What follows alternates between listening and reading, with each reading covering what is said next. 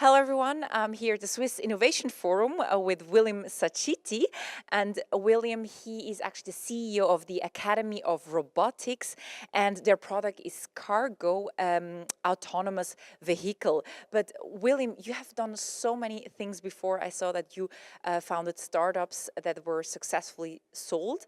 For example, in 2013, you founded My City Venue. Is that your intention to found projects and then sell them successfully and go to the next one?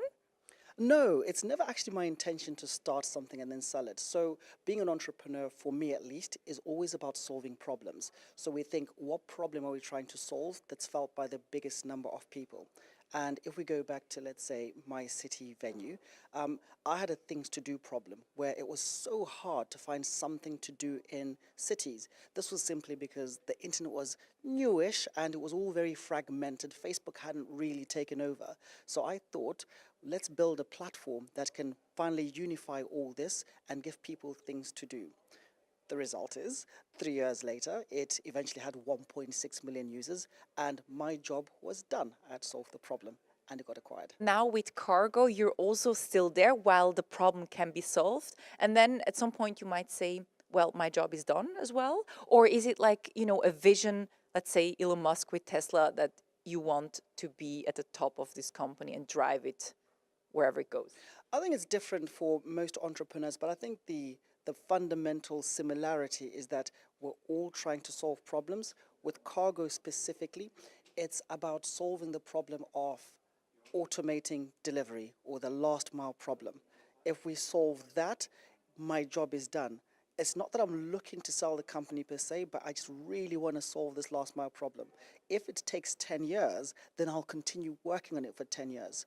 But an important thing to note, I suppose, also is the end goal of any company is one of three things: to be acquired, or to float on the stock market, be a PLC, or to die.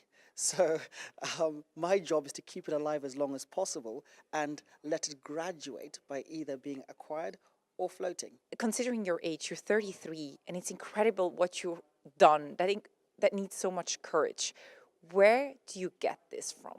I think my definition of being an entrepreneur is someone who seeks out opportunity or seeks to solve problems without regard for the resources that you control currently. So even if you don't have funding, you're going to do it anyway. You're going to keep pushing regardless, past the point where most rational people would have quit ages ago, because it's that weird sort of obsession. So call me maybe slightly obsessive with solving the problem, and similar with other entrepreneurs out there. It's all the same pattern. Okay, so one could say that some people are not successful not because they don't have a good product, but because they're not, patient enough to wait until it works. Sometimes it's a time thing.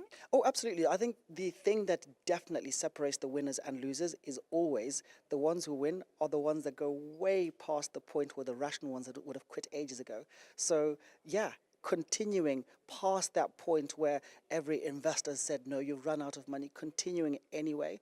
I think if you go to the origin stories of some of the most successful companies, they had so much trouble raising money in the beginning. They nearly gave up, but they continued until eventually they had that break. So yeah, never stop until the very, very end. But in our world, there is no end because we're entrepreneurs.